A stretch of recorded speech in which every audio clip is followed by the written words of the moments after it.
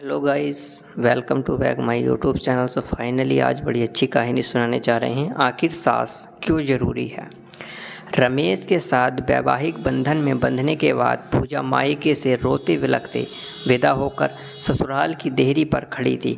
कभी घूंघट की ओर से रमेश को देखती तो कभी दरवाजे के अंदर देखने की कोशिश कर रही थी। अंदर से कुछ आवाज़ों को सुनने के सिवा वो कुछ भी समझ नहीं पा रही थी। उसे ये तो पता था कि रमेश की माँ नहीं है, यानी वो सास बिना ससुराल में जाने वाली है। काफ़ी देर के बाद भी कोई गृह प्रवेश के लिए नहीं आया तो उसने रमेश की तरफ आशा भरी नज़रों से देखा, क्योंकि वो खुद भी काफ़ी थकान महसूस कर रही थी। रमेश ने शायद पूजा की नज़रों की भाषा पढ़ ली थी। वो अपनी छोटी बहन को बुलाकर लाया और उसने कान में कुछ कहा। थोड़ी देर में बहन कुछ औरतों के साथ लेकर आई और पूजा का गृह प्रवेश कराया। आगे भी कुछ रस्में हुई।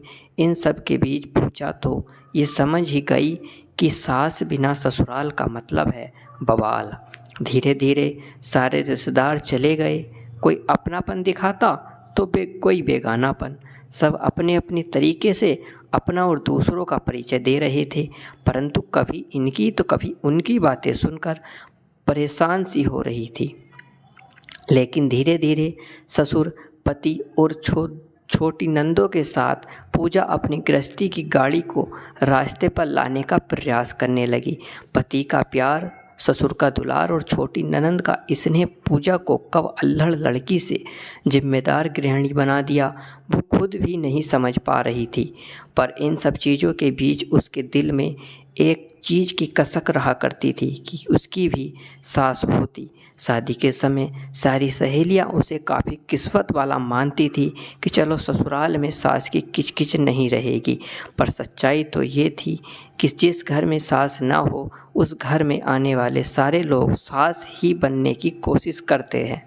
पूजा भी इस बात को समझती थी, तभी तो दिल ही दिल में फैसला कर चुकी थी कि वो अपनी बेटियों की शादी सास बिना ससुराल में नहीं करेगी। दोस्तों, कुछ रिश्ते नमक जैसे होते हैं। सास का भी रिश्ता कुछ इसी तरह का है। ससुराल का हर सुख बिना सास के फीका ही स्वाद देता है। ये कहावत भी सही है कि सास गले की फांस होती है जो न निकली जाती है न उगली जाती है, पर इनका रिश्ता काफ़ी खास होता है। वीडियो कैसी लगी कमेंट में बताएं। थैंक यू, नमस्कार।